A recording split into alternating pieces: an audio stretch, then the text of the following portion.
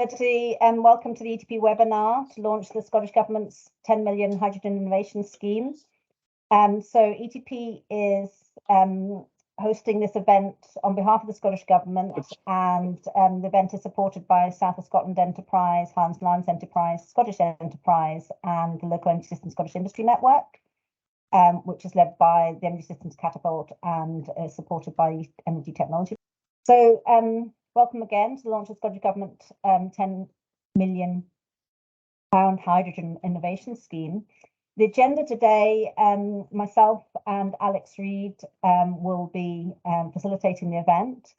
So I'm the Business Development Manager for Hydrogen for ETP, and Alex Reid is the Business Development Manager for Zero Emissions Mobility. We work quite closely together on the hydrogen aspects, but ETP has a wider team covering a full breadth of energy expertise, and we're here on hand to support, and more about that later. We're going to go on to the overview of the Hydrogen Innovation Scheme very briefly. Juliette Kramlow is the Head of Innovation, Evidence and Engagement from Director of Energy and Climate Change, is going to provide the overview. We did also have Jennifer Finn, who's the Energy Engagement Fund lead, Bill, to also provide expertise, but unfortunately she's not well, so Juliette will be covering for her, and anything we can't answer, we will do that later. We'll have a Q&A and discussion on the call itself, funding, brokerage and collaboration support in general. John Anderson, who's the ETP Hydrogen Strategic Champion, based at what university, but covers all 14 Scots ETP universities for all the hydrogen expertise.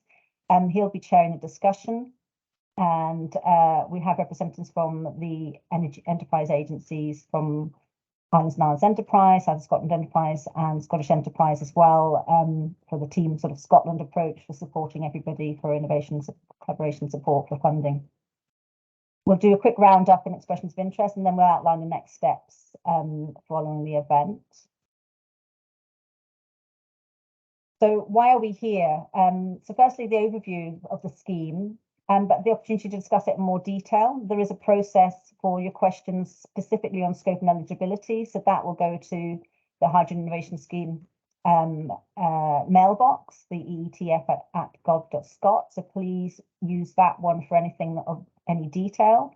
Today's event will have discussion generally about it, and also about what other support you need before you go through this process to apply for the scheme. So if you're interested in it, let us know in the chat, and we'll make sure we get back to you if you are looking for wider support. We'll also look at the people around you introducing themselves. You might find some great potential collaborators there. So please introduce your business and the kind of supports or partnerships you're looking for. So I mentioned Team Scotland approach to hydrogen innovation support. So there's quite a busy space here, lots of support from the Scottish Government, enterprise agencies, Transport Scotland, ETP, the Hydrogen Accelerator, the Net Zero Transition Centre, Lesson, the Local Energy Systems Scottish Industry Network, Shepherd, and so on. So we all work closely together, we keep each other in the loop, and we use each other's network to help support innovators. Whoever's got their mic on, please could you turn it off? Thank you. So in addition to the Scottish Government speakers, we'll have also on hand enterprise agency representatives to answer any queries of that, but you can also contact us following through the email address that I just gave to you. So South Scotland Enterprise, Scottish Enterprise, and Highlands and Islands Enterprise, Claire, Irina, and Norma. So ETP, as I said, we're here to support innovation in the energy space. So it's 14 Scottish universities. John is the strategic champion to help coordinate collaborations between the universities and outside. And we have funding.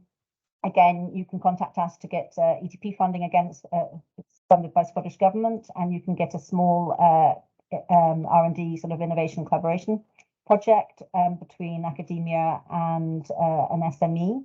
So if you're looking for that, something to provide sort of scoping or feasibility proof of concept before you apply for the Hydrogen Innovation Scheme, then you can probably do a quick project 3 to 4 months, by which time your application process will have gone through for the Hydrogen Innovation Scheme, and you can build on an earlier study to support your next stage feasibility study, for example.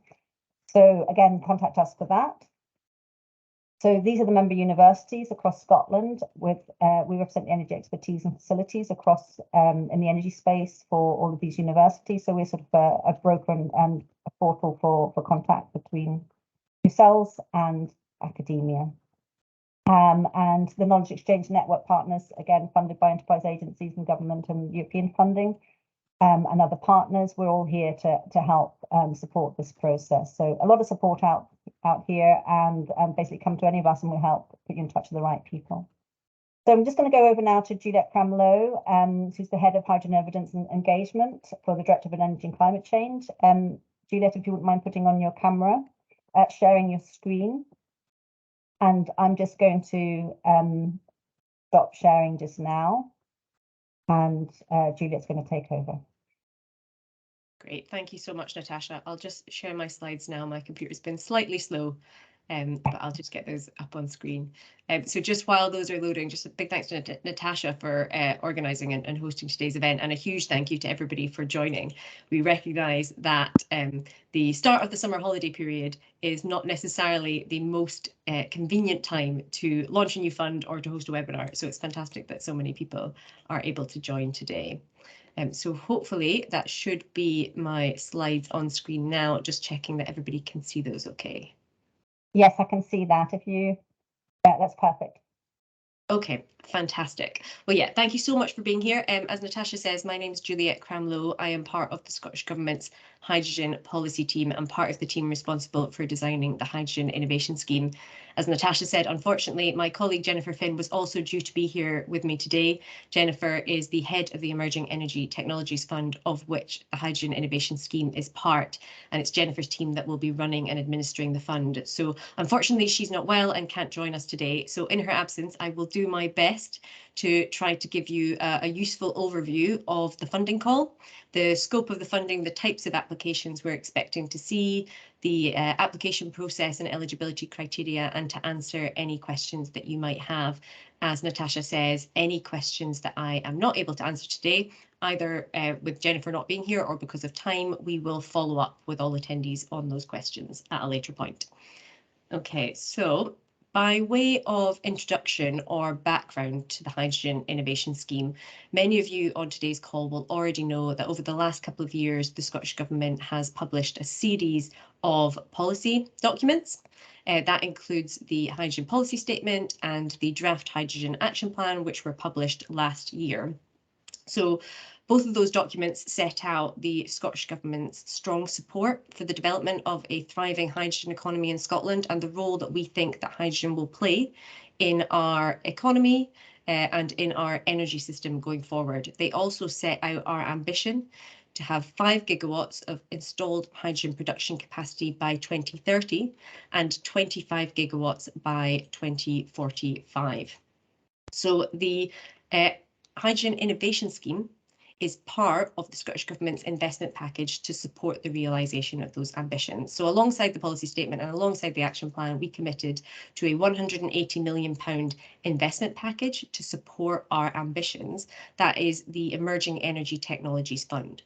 £100 million of that fund has been specifically allocated to green or renewable hydrogen, and £80 million of that fund has been dedicated to CCUS and negative emissions technologies, and blue hydrogen would fall under that category. So the £10 million Scottish Hydrogen Innovation Scheme, which we're here to talk about today, is the first tranche of funding of that £100 million for renewable or green hydrogen, and there is a later funding call. There's more further funding from that £100 million pot to launch later this year. Important to note that the Hydrogen Innovation Scheme has been designed to sit alongside the wide array of innovation funding that is already available for hydrogen, both public sector and private sector funding. So if following the end of today's presentation, the proposal or the project that you are currently working on, you don't think fits within the scope that I outlined today for the Hydrogen Innovation Scheme, then don't worry, there are lots of other possible innovation schemes and funds that are available at the moment, which might be more suitable. So, for example, Transport Scotland have recently launched their Zero Emission Mobility Innovation Fund. We also have the Low Carbon Manufacturing Challenge Fund, and BEIS have recently launched their Industrial Hydrogen Accelerator, among other innovation funds. So there's a lot of innovation funding for hydrogen out there, and hopefully this is another useful part of that picture. So the purpose of the scheme is to support academics and to support industry to work together to help drive technological progress and advance innovation to support the realisation of our 5 gigawatt by 2030 and 25 gigawatt by 2045 ambitions. And the scheme has 5 key things that it's trying to achieve, and that is to support innovation in hydrogen production, storage and distribution technology to ultimately reduce the cost of hydrogen that is produced in Scotland, to enable companies that are not currently active in the hydrogen sector to transition or diversify their operations, to encourage collaboration between the private sector and academia, to attract additional investment in Scottish hydrogen innovation activity, and to support the development and growth and use of world-class test and demonstration facilities and innovation centres in Scotland. So the innovation scheme proposes to do that through 2 distinct funding streams, Stream 1 and Stream 2. We should probably have called them some sort of catchy titles to make it easier to differentiate, but we haven't done that, so it's just Stream 1 and Stream 2. So Stream 1 provides capital funding for feasibility studies and the technical demonstration of innovative hydrogen production, storage and distribution solutions. And projects need to be at TRL 3 to 7 at the start of the project. Stream 2 is quite distinctly different. It provides capital funding to support the development of new or growth of existing test and demonstration facilities or centres in Scotland that can act as anchors for future innovation. And I'll talk about each of these streams in a little bit more detail. So Stream 1, this is a capital R&D scheme. So it's funding feasibility studies and demonstration, but at TRLs 3 to 7. And all applications to this funding stream must fall within one of 3 distinct themes. So theme 1 is renewable hydrogen production. So projects that support the low cost, efficient and sustainable production of renewable or green hydrogen. Number 2 is hydrogen storage and distribution. So projects that support both short, medium and long-term hydrogen storage as short distance and long distance distribution, both within Scotland or for export. Number 3 is integration. So it's a much broader theme. It's projects that can support the efficient integration of hydrogen into our energy system. The really important thing to note here is that this is a capital R&D scheme. So all applications must demonstrate that they meet the innovation requirements, that their proposal is innovative. And so the key thing to take away is this sentence that's in bold at the bottom of the top box here, which says that projects must be targeted at developing new products or solutions, improving versions or qualities of existing products or solutions, or discovering or developing new or more efficient processes of production. So all applications to the fund must, for Stream 1 specifically, all applications to Stream 1 must have as their core purpose acquiring new knowledge. And so there are some quite strict guidelines and terms and conditions around what constitutes innovation and what types of feasibility studies and what types of demonstration activity are eligible for capital R&D support. All of that guidance is up on the website, but if you have any questions or need any help to interpret that or understand how it applies to your proposal or your project, you can contact the EETF mailbox and we will get back to you and provide as much support on that as we can. So I've already mentioned that in terms of project development stage that we're looking at proposals which will be at TRL 3 to 7 at the start of the project. I'll cover timescales for these projects in a couple of slides' time. In terms of project location, so project activities must primarily take place in Scotland. So for any demonstrators or demonstration activity, that must take place in Scotland. For feasibility studies or for other work, at least the requirements are that at least 50% of the funded project work must take place in Scotland, but projects are open to working with international partners, and some of the work can take place out of Scotland, but at least 50% of the funded project work must take place in Scotland. So the types of projects or the types of applications that we might expect to see coming through, for example, under production, the production theme, we might see applications looking at optimizing production technologies, looking at desalination efficiency or new materials. Under distribution and storage, applications could, for example, look at novel hydrogen storage and distribution solutions, look at component innovation to reduce distribution costs. Under integration, projects could look at safety systems, improved controls, solutions to improve the efficiency and optimization of hydrogen production on the grid. And this is not an exhaustive list. These are just examples of some of the types of projects that might be interested in applying for Stream 1. So Stream 2 is quite distinctly different. So it's capital funding again. The whole of the innovation scheme is a capital fund, but it is specifically aiming to support the ongoing growth of the hydrogen innovation ecosystem in Scotland by providing funding to help support the development of new or the growth of existing test and demonstration centres and facilities in Scotland that can anchor future hydrogen innovation in Scotland and can be of wider benefit to Scotland's industry and academic community. So what we're looking for through this stream is not necessarily proposals that will be of benefit to one specific project or one small group of actors, but proposals that will have a longer term, wider benefit to the Scottish hydrogen innovation ecosystem and ongoing activity. So all applications, all proposals must have a project development plan. That means that they would be ready to operate or be ready, they would be operating or be ready to operate by the end of February 2026. And so all capital funds would need to have been drawn down before that point. But to note that projects that can demonstrate that they would be likely to operate at an earlier timescale may be assessed as higher merit, but the requirement is only to be operational by the end of February 2026.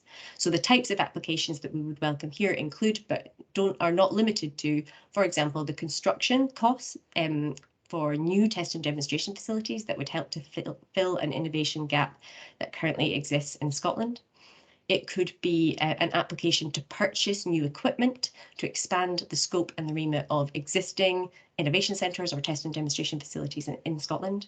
Or it could be, for example, cooperation between two or more innovation centres or groups to expand available facilities to either increase capacity and or to broaden the remit of those facilities.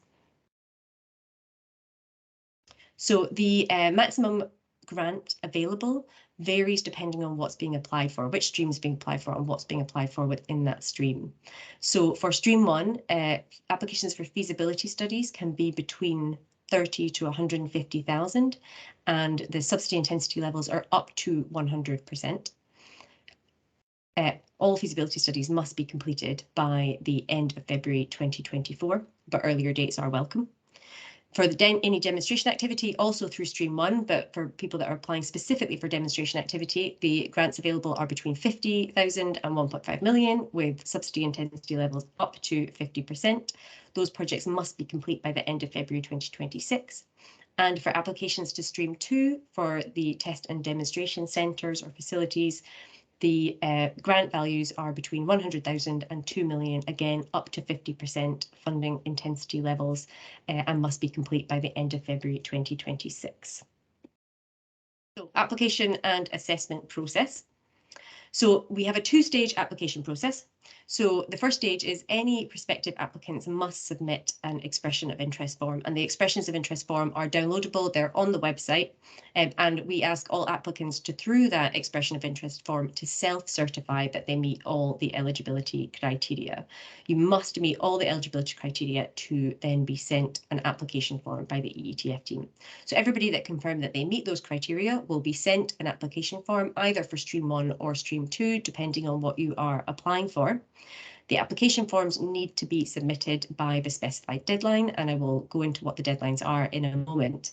There's a number of accompanying documents that must be submitted with the application form, and the application won't be assessed until we've received a fully completed form and all the relevant supporting information. Once all of that's received, the applications will be once again assessed to ensure that they do in fact meet the eligibility criteria, and then eligible projects will progress to an assessment panel at which they will be assessed against 4 key criteria. All projects will be assessed against the 4 criteria. Projects will then be notified of the outcome, and successful projects will progress to a due diligence stage. Projects that are successful through that due diligence stage will then progress to a formal grant offer, and all the final terms and conditions will be agreed at that point. Important to note, for Stream 1, the deadline for applications, I'll touch on this again later, but the deadline for applications is the 31st of October this year. However, applications will be processed in batches on a monthly basis as they are received. So if your application is ready in advance of the 31st of October, it is worth getting it in earlier because it will be processed earlier. It will go through that eligibility check and that assessment panel earlier than if you wait till the end of the deadline. For Stream 2 applications, all applications will be assessed once the competition closes on the 30th of September. So there's no advantage to getting your applications in earlier than the 30th September. For Stream 2, all applications will be assessed once that call closes on that date. So I mentioned there are a number of supporting documents that must be submitted with every application. I won't go into detail on these now, but they include a project plan, details of project finance, risk register, details of the delivery team, for example. Any questions on any of this, all of this information is on the website. Any questions on any of this can be submitted to the EETF mailbox, and the team will support. For some of these, there are templates that can be provided to support you in this. So the important bit, the key dates. So all applications, all expressions of interest must be submitted by the 13th of August. The deadline for completed applications for Stream 1 is the end of October, the 31st of October, and the deadline for completed applications for Stream 2 is the 30th of September. We expect to then have all grant offers made by the end of January 2023, and then we expect the first funds to be released by the end of March 2023. So we expect many of these projects, the majority of applications will be multi-year projects. So there will likely be multiple releases of funds, but we expect the first funds to be released by the end of March 2023. Okay, so eligibility and assessment criteria. So again, all of this information is on the website, and I'm conscious I want to leave as much time for questions as possible. So what I'll do is I'll just quickly rattle through what the key eligibility criteria and what the key assessment criteria are, and then open it up for questions. So for both applications to Stream 1 and Stream 2, there are a number of criteria that need to be met. So for example, projects must be able to demonstrate that they would not go ahead or that they would progress at a much lower rate without funding from the Hydrogen Innovation Scheme. Applications cannot seek funding for retrospective work on a project, so it must all be future planned work. The project also must demonstrate that the funding requested is within the specified funding limits. So the table that I showed you earlier, which set out the maximum grant levels for feasibility studies, demonstration, and for Stream 2, please look at that carefully before you submit an application form. If you are submitting an application form for £16 million for feasibility studies, it will not progress. It won't be progressed further because it doesn't fit within the maximum funding level. So please do look at that carefully before submitting an application. Where the funding requested is less than 100% of the total project costs, which will be the majority of applications because most applications will not be able to request 100% of the funding. We need to have evidence that the project has already confirmation of the other sources of funding or finance to meet the total project cost. Projects must be able to demonstrate that they can be delivered by the specified project end dates. So those are the completion dates that were in the table that I showed you before. Important to note that applications are welcome both from organisations and from consortia. And if a consortium application is being submitted, there must be a lead applicant identified. Lead applicants can only be a lead applicant for one application, and they need to confirm that when they submit the application form. But you can be part of multiple applications as a project consortium member. However, you do have to confirm that if all the projects that you are a consortium member on were successful, that you would be able to deliver all of those projects simultaneously. And finally, the lead applicant must be able to demonstrate a commitment to the Scottish Government's Fair Work criteria. So in addition to those general eligibility criteria, there are a number of specific criteria that only apply to either Stream 1 or Stream 2. So for Stream 1, Projects must also fall within the scope of one of the 3 themes I showed you earlier. So that is the renewable hydrogen production, storage and distribution, or integration. So the proposal must fall within one of those 3 themes. The proposal must be at TRL level 3 to 7 at the start of the project. The majority of the project must be carried out in Scotland, and I covered earlier what that means. The project must demonstrate that it's innovative and that it aims to solve a technology gap or industry challenge. And as I said, the definition of what that means and how we assess that is all on the website, and we can provide more support on that as needed. And the funding requested must not result in the applicant realising a profit from conducting this specific research and development activity. Stream 2, the proposed project or facilities must be located in Scotland. We expect the applications to demonstrate that the proposal would add value to the hydrogen innovation ecosystem in Scotland and fills a gap that's not currently already provided. And we expect applications to demonstrate the ability to have a positive impact on skills and supply chain in Scotland. So once projects have progressed through the eligibility stage and have reached an assessment process, I mentioned that they'll be assessed on 4 criteria. So for both streams 1 and 2, 3 of the criteria are the same. So projects will be assessed on their project impact, so the long-term development plan of the project, the potential environmental, societal, economic impact of the project. They'll also be assessed on their project finance, so whether the costs are realistic, proportionate, and value for money. They'll be assessed on project delivery, so looking at the project plan, the risk register, the roles and skills of the project team.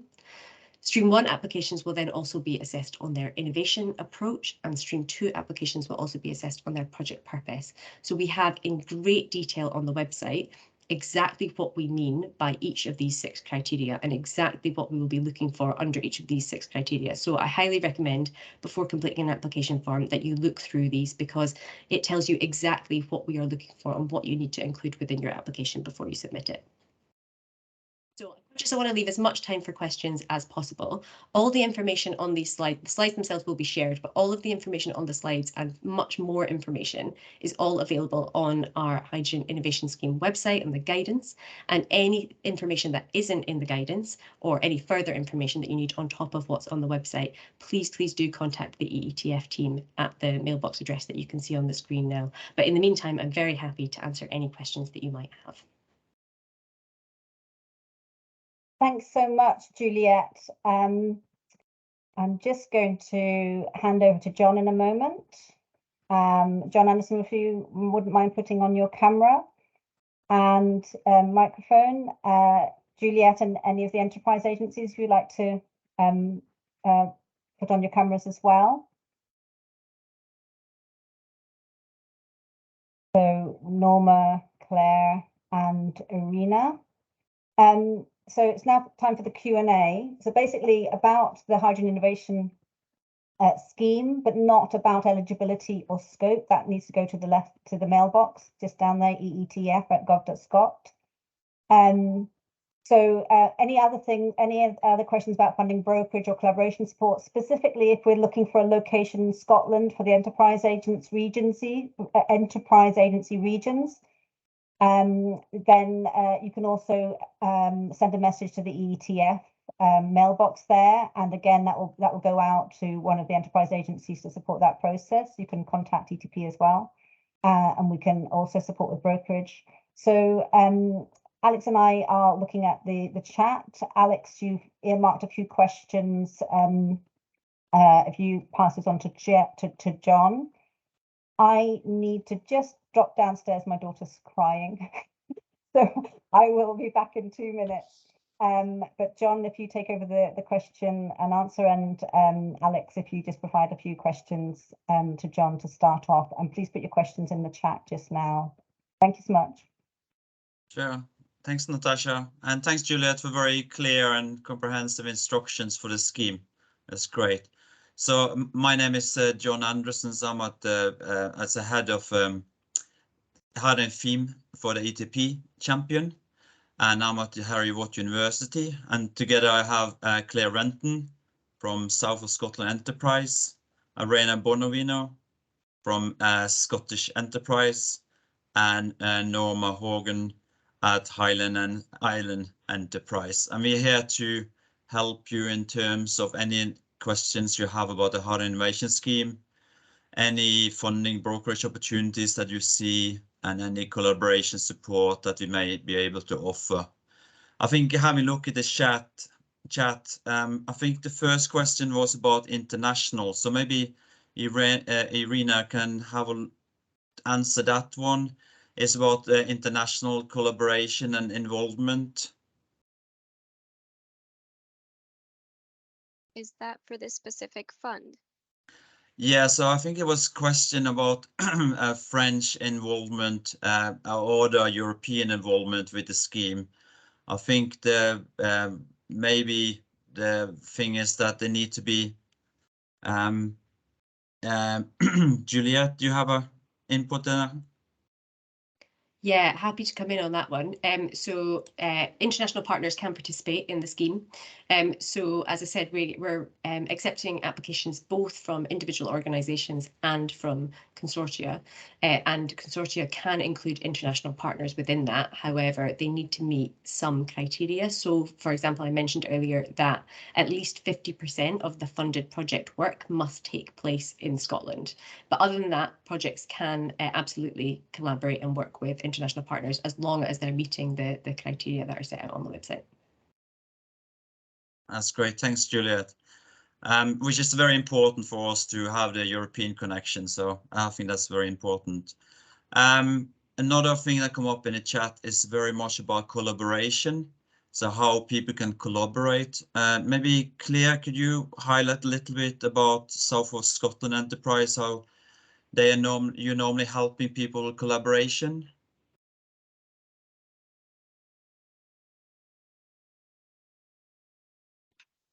I don't think Claire's on the call. All right, there you go.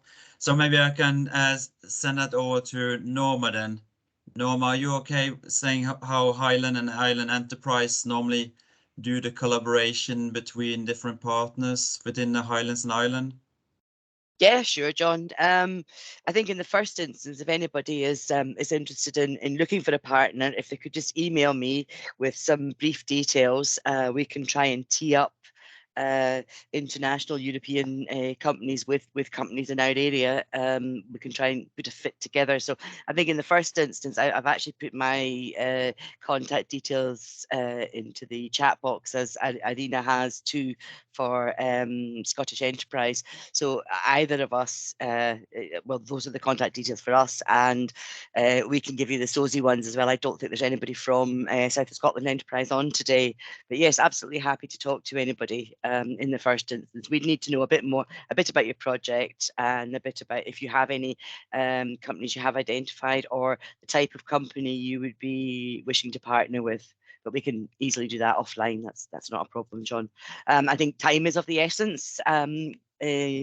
Juliette gave the timing, so the expression of interest, you know, you're looking at September, so it needs to be done in the coming weeks rather than leaving it. Please do not leave it to the last week. That's all I say, is give us time, especially with the holiday period. Indeed, Norma, thank you. And 13th of August, with the expression of interest, Juliette, maybe you could highlight a little bit of companies getting help with how to put the expression of interest if they're eligible for that.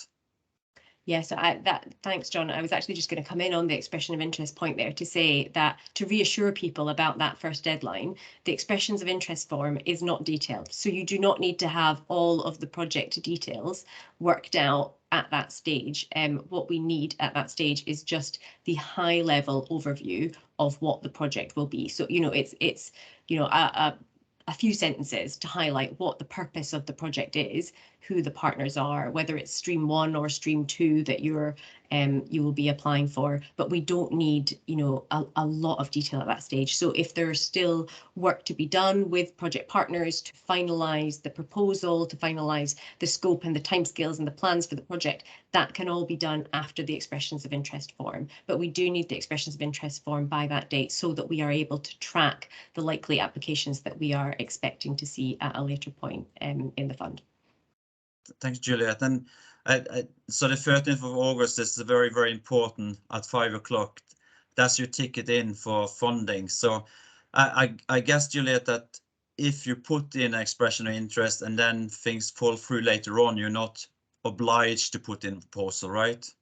Absolutely you- not. No, absolutely No. not. It's a very early stage expressions of interest. We recognise that, you know, that projects won't have fully scoped things out by that point. So you're not obliged to continue with the application at that point. And if there are slight changes to the proposal after you've submitted your expressions of interest, that's not a problem either. We're asking people to self-certify that they meet the eligibility criteria. So we're asking people to review the eligibility criteria and confirm for themselves that their project will meet it. We are unlikely to sift out many applications at that stage unless they very clearly don't fit within the scope of the scheme, or the levels of funding that are being looked for are not within the realms of possibility in terms of what is being offered by the scheme. So we would flag that to people at that point. Okay, so the advice is, if in doubt, put in an expression of interest, and then you have your ticket there for full proposal if you need it. Yeah, that's very good. Quite a few of the in chat is about stream 2, and they're listing up different level of prior activity that they have. I guess this is a question for Irina, if you're okay with that, from Scottish Enterprise. About how do you see the level of activities? Obviously, it's a lot of activities in Scotland that are showing different level of hardened activities. But how do you see that stream 2 going forward? We've recently helped to put together a new network called SHINE, Scottish Hydrogen Innovation Network. And that is an organization that kind of encompasses several test and demonstration facilities, universities. It includes ETP, energy parks. So that is a good thing to keep in mind. If you are looking for a test and demonstration facility, we can put you in touch with that body. And there is a lot going on. There's some very well-known pilots that have been happening across Scotland. And there's a lot of interest in doing production projects as well. So as Norma said, we encourage you to apply to these funds if it helps, and to use the enterprise agencies to connect you with partners if you don't find someone yourself. And in case you're not eligible for this particular fund, I just very quickly wanted to put in the funding and innovation support website, which we have. So that can always help to find alternative funding. That's very good, Irina. Thank you very much.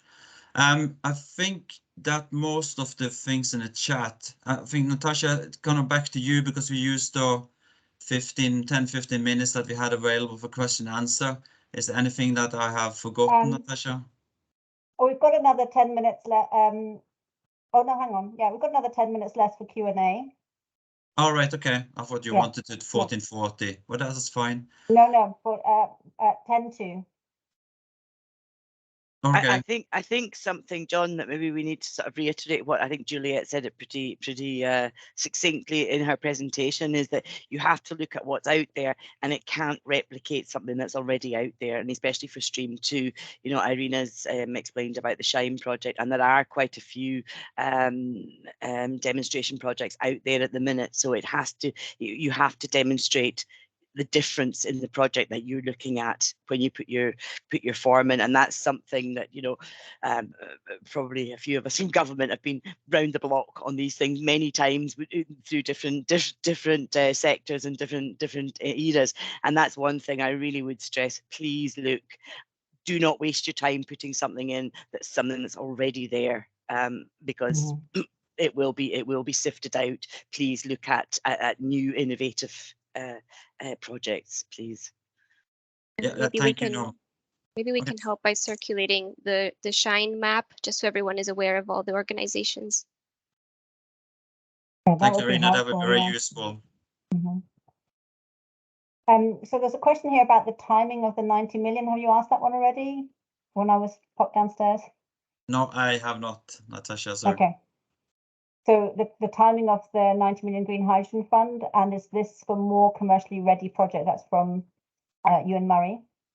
Yeah, so I can pick that up. So yes, it will be commercially ready projects rather than innovation, and it will be, I can't confirm the exact dates that will launch, but it will, the first tranche of that will launch later this year, and we'll provide more information on that as soon as we can. There's also a comment from Julian Rapin. Maybe you want to just mention about SDI, Julian, and the support network across the globe. You want to put your microphone on? Yeah, thank you very much, Natasha, and everyone for the presentation. I put my camera on, so you see my face. So we are with some colleagues here in Paris. We have a team Scotland based at the British Embassy in Paris, with both persons from Scottish Development International plus the Scottish government.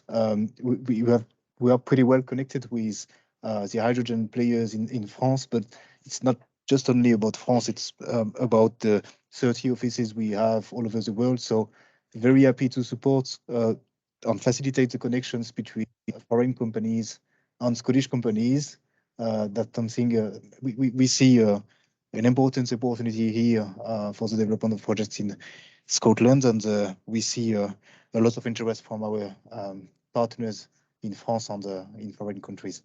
So that was just what I wanted to share with you. Thank you very much.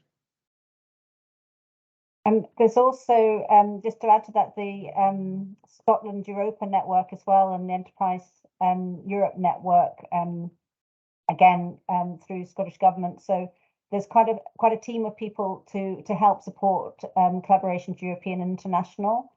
So please just ask. If you're not sure, just ask. And as Norma said, as quickly as possible. Thanks, Natasha. I think the main message is that to get in of expression of interest by 13th of August before 5 o'clock. Obviously, you need to have a hard deadline on that to be fair to everybody. But if you don't get you in your expression of interest, then the boat is kind of leaving the harbor, so to speak.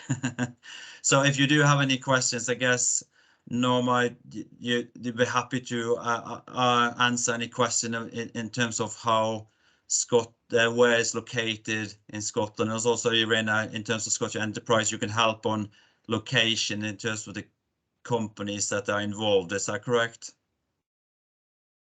Yep, absolutely, John. And I can put a SOSI contact into the South of Scotland contact in as well. I'll put Claire Renton in since she's not here. I'll just use my privilege of being here and put her contact details in there. And yeah, just get in touch with any of us in the first instance. Juliette, you've got your hand up.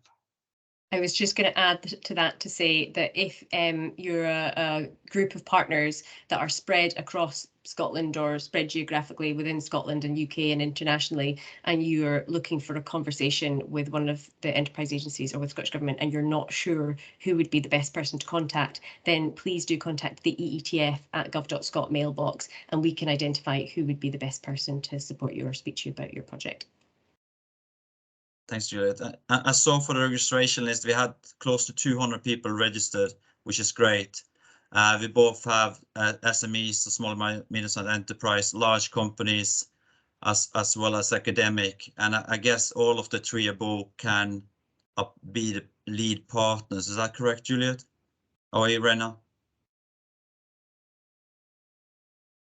Irena, you had your hand up. Sorry, you cut out me a little bit there, John. Do you mind repeating that? We have about 200 people registered for the event, spanning small and medium-sized enterprises, large companies, as well as academics. So I guess that any of those institutions could lead a project. Is that correct? Absolutely, yeah. So the fund is open to all public and private sector organisations and partners, and any can act as the lead applicant. Yeah, and then if you have any questions on that, just contact the EETF mailbox, and they can help you in terms of how to do the expression of interest before the 13th of August. Yeah. Can I just check? There's one question here from John Matthews. Have we done this one yet? Could successful projects also benefit from other government incentives, for example, being part of a future green freeport? Yeah, so theoretically, yes, but it would very much depend on the details. We'd need to look at specific cases individually. So I guess the important thing to note is the maximum subsidy intensity levels for this specific work do apply to all government funding. So you couldn't, so for example, if you are applying for 300,000 or your total project costs are 300,000 and you're applying for 150,000 from this scheme, the remaining 150,000 or part of the remaining 150,000 couldn't come from a different government scheme or Scottish Government support mechanism. Not to say that you couldn't have had Scottish Government support for other things that are related, but for this specific project, for these specific project costs, those subsidy intensity levels do apply across all government support.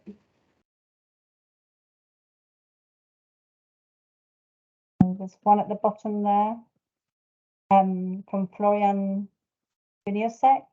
For non-Scottish companies, is there just a possibility to apply for the funding in collaboration with a Scottish company? Yeah, I think Juliette already answered that. Yeah, that's right, yeah. Maybe in stream 1, Juliette, so you have the feasibility that is due on the 13th of August. And then the follow-up, the demonstrator follow-up on that, you need to have a feasibility to go to the second stage within stream 1, is that correct? Yeah, so at this stage, for the applications that we'd be accepting now, for stream 1, we'd be accepting applications either for, within stream 1, either for to undertake a feasibility study or to undertake technical demonstrations. So if, for example, you have already undertaken sort of feasibility activity and you're at a later stage of your project, we are accepting applications for demonstration activity now, but only one or the other at this stage. And then if we open future rounds of funding in at a later point in next financial year, then projects that had feasibility support at this stage would be eligible to apply for further support to progress their project at a later stage. But at this stage, it's either in stream 1, you're either applying for feasibility support or for demonstration support, not for both. So, okay, so this, yeah, go on, John. And Natasha, there's a question there about if you're going to share attendee information. Okay, so there may be organisations who want to share attendee information, so contact details. So there are two ways we can do this. Either you put your contact details right now into the chat, or you send a message to us. You can do that either in the chat or by email, and say you would like to share your details with the rest of the delegates. So we can, when we do a post webinar, email out to everybody sharing the links of where the presentation is and the recording. We can also add additional contacts, and if you are really keen to spread your details to the rest of the delegates, then we can do a list of delegate list. We can provide the delegate names, but if you want to include your email address, we only have permission to do that if you tell us we can do that. So we can share everybody's names, but we can't share your contact details. So if you'd like us to do that, just let us know, and we'll go through those and we can share that. And again, following review of the questions that we haven't managed to answer, or if you're adding any more in between now and the end of the session, Juliette and her team will go through those and provide a response that we can circulate. So we will keep in contact with you. If you want us to keep in contact with you as a group, again, let us know. I'm pulling together a list of hydrogen-related organisations or the hydrogen opportunities. So I will put together a sort of like a circulation list, and I will keep you abreast of what's going on. So again, if you want to be involved in that, email us. I'm going to give you contact details in a second. In fact, I'll bring that up just now, because we're now heading towards the roundup. So I think that's a good place to go to a roundup. Yeah. Juliette, anything you wanted to say in the end for question and answer from Scottish Government side, or? Just to say thank you to everybody for joining. Really appreciate everybody taking the time out of their day to join. Hopefully that has been useful and provided some clarity around the fund, and hopefully you've got lots of exciting ideas, and there's lots of exciting expressions of interest forms and application forms to be submitted shortly. And if there are any questions that you haven't had answered or that arise over the coming weeks and months as you are considering the scheme and you're talking to potential partners, please do get in touch with the Scottish Government and the EETF team, and we'd be very happy to answer those questions and provide support. Excellent.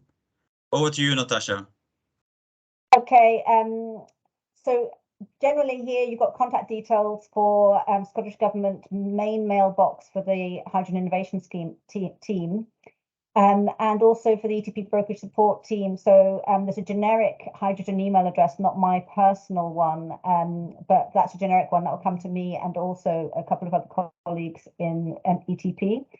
And then below there, you have a link to our funding call for hydrogen funding from ETP.